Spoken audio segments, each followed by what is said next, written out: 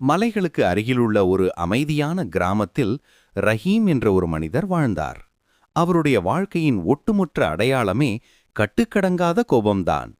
அவருடைய கோபம் எந்த அளவுக்கு இருந்ததென்றால், சமையலில் தன் மனைவி ஆமினா ஒரு சிறு துளி உப்பை மறந்தால் கூட அவர் தன் குரலை உயர்த்தி சத்தமிடுவார். அவருடைய வயலில் எதிர்பாராமல் ஒரு மாடு நுழைந்து விட்டால் ஆவேசத்துடன் கத்துபவர். ஏன், வாசலில் குழந்தைகள் விளையாடிச் சிரித்தால் கூட அவர் அதை ஒரு தொந்தரவாக கருதி எரிச்சலுடன் சத்தமிடுவார். ரஹீமின் பார்வையில் தன் கோபத்திற்கு காரணமான அனைவரும் உலக மக்கள் என்று அவர் நம்பினார். அவர்கள் ஒழுங்காக நடந்து கொள்ள வேண்டும், என்னை மதிக்க வேண்டும். அப்படி இருக்கும்போது நான் மட்டும் எப்படி அமைதியாக இருக்க முடியும் என்று அவர் தன் மனைவியிடம் அடிக்கடி கூறுவார். ஆனால் அவர் அறியாதது என்னவென்றால், தன்னுடைய அமைதி மற்றும் நிம்மதியை கட்டுப்படுத்தும் அதிகாரத்தை ஒவ்வொரு அற்பமான நபரின் கையிலும் அவர் சொந்தமாக தந்து கொண்டிருக்கிறார் என்பதுதான். ஒரு கோடை காலத்தின் ஆரம்பத்தில் அந்த கிராமத்திற்கு ஓர் அற்புதமான ஞானி வந்தார். அவர் வெண்ணிற ஆடை அணிந்திருந்தார். அவர் முகம் அசைவில்லாத நீரைப் போல நிர்மலமான அமைதியுடன் காணப்பட்டது. மக்கள் இவர் குறைவாக பேசினாலும் இவருடைய வார்த்தைகள் இதயத்தை தொடுகின்றன என்று பேசிக்கொண்டனர். மறுநாள் ரஹீம் தன் வயலில் வேலை செய்து கொண்டிருந்தபோது அக்கம் பக்கத்து சிறுவன் ஒருவன் விளையாட்டாக அவரது ஒரு கருவியை உடைத்து விட்டான். ரஹீமின் கோபம் வெடித்துச் சிதறியது. அவர் அந்த சிறுவன் அழும் வரை சத்தமிட்டார்.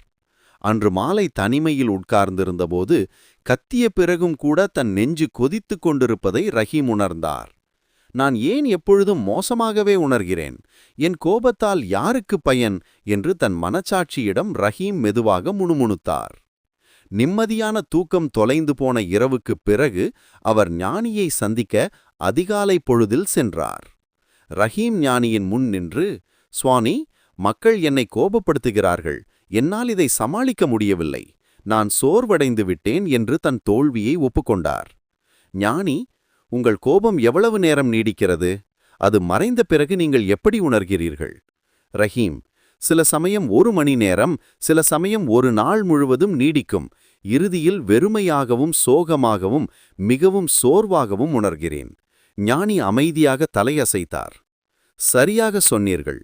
கோபம் என்பது அதை ஏந்தி பிடிப்பவரைத்தான் எரிக்கிறது, யாரை இலக்கு வைத்ததோ அவரை அல்ல. அவர் ஒரு கோப்பை தண்ணீரை காட்டினார். இந்த தண்ணீர் இப்போது அமைதியாக உள்ளது. இதில் உங்கள் பிம்பம் தெளிவாக தெரிகிறது. நான் இதை குலுக்கினால் உங்கள் பிம்பம் மறையும். அதுபோலத்தான் உங்கள் மனமும். அது அமைதியடையும் போதுதான் நீங்கள் உண்மையை பார்க்க முடியும். ரஹீம் குழப்பத்துடன், அப்படியானால் யாராவது என்னை அவமானப்படுத்தினால் நான் அமைதியாக இருக்க வேண்டுமா என்று கேட்டார். ஞானி, இல்லை, எதிர்வினையாற்றாதீர்கள், பதில் கொடுக்க கற்றுக்கொள்ளுங்கள். இது ஒரு பெரிய வித்தியாசம். யாரோ ஒருவர் உங்கள் மீது மண்ணை வீசும்போது நீங்கள் என்ன செய்யலாம்?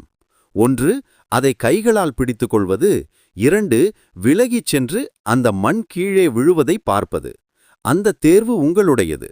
அந்த மண்ணை பிடித்துக்கொண்டு திருப்பி வீச முயன்றால் உங்கள் கைகள்தான் அழுக்காகின்றன. ஞானி ரஹீமை நீரை சூடாக்கச் சொன்னார். நீர் கொதித்தபோது இந்த நீரை தொட முடியுமா என்றார். முடியாது, சூடாக இருக்கிறது என்றார் ரஹீம். ஞானி, அதுதான் கோபம். உணர்ச்சிகள் கொதிக்கும்போது உங்களால் அமைதியை கையாள முடியாது. பின்பு அவர் ஒரு கரண்டி மணலை கொதிக்கும் நீரில் சேர்த்தார். நீர் கலங்கி அழுக்கடைந்தது. இதுதான் உங்கள் மனது. நீங்கள் கோபப்பட்டு எதிர்வினையாற்றும்போது அது மணல் கலந்த நீராக அசுத்தமாகி விடுகிறது என்றார். ஆனால் அவர் அந்த நீரை ஒரு பாத்திரத்தில் ஊற்றி சிறிது நேரம் காத்திருக்கச் சொன்னார். சிறிது நேரத்தில் மணல் அனைத்தும் பாத்திரத்தின் அடியில் தங்கி மேலே இருந்த நீர் மீண்டும் தெளிவானது. ஞானி கூறினார், இதைப்போலத்தான் நீங்கள் எதிர்விளையாற்றுவதை நிறுத்திவிட்டால் உங்கள் மனம் தானாகவே செட்டிலாகி வாழ்க்கை மீண்டும் தெளிவாகிறது. சோதனை மற்றும் வெற்றி. ரஹீம் இதை ஆழமாக உணர்ந்து இனிமேல் தன் நீரை கொதிக்க வைக்கக்கூடாது என்று முடிவு செய்தார். அவர் பயிற்சி செய்யத் தொடங்கினார். யாராவது தொந்தரவு செய்தால் ஆழமாக மூச்சுவிட்டு மண்ணை பிடித்துக் கொள்ளாதே என்ற மந்திரத்தை நினைத்து பார்த்தார். அவர் சந்தித்த ஒரு வியாபாரி ரஹீமை ஏமாற்ற முயன்றபோது ரஹீமின் பழைய இரத்தம் மீண்டும் கொதித்தது. ஆனால் அவர் தன்னை நிறுத்தி அமைதியாக மூச்சுவிட்டு, நான் நேர்மையான ஒருவரிடம் வாங்குவேன் என்று கூறிவிட்டு எந்த சண்டையும் போடாமல் நடந்து சென்றார். வியாபாரி திகைத்துப் போனார். அன்று நாளில் ரஹீம் அடைந்த அமைதி அவருக்கு இதுவரை அறியாத அனுபவமாக இருந்தது.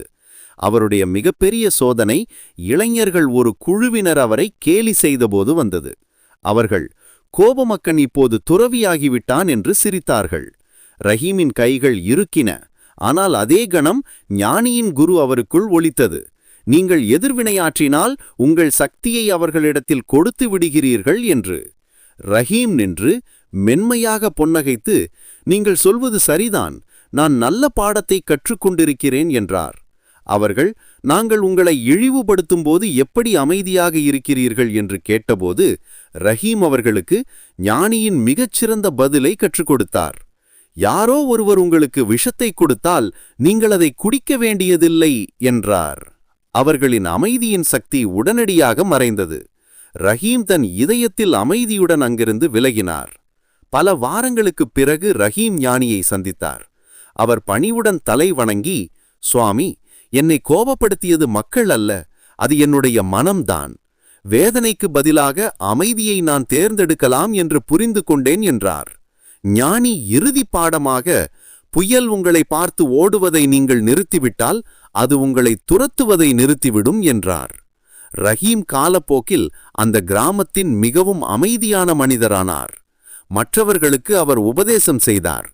அமைதி வெளியே உள்ள மௌனத்தில் அல்ல, உங்களுக்கு உள்ளே உள்ள மௌனத்தில்தான் காணப்படுகிறது என்றார்.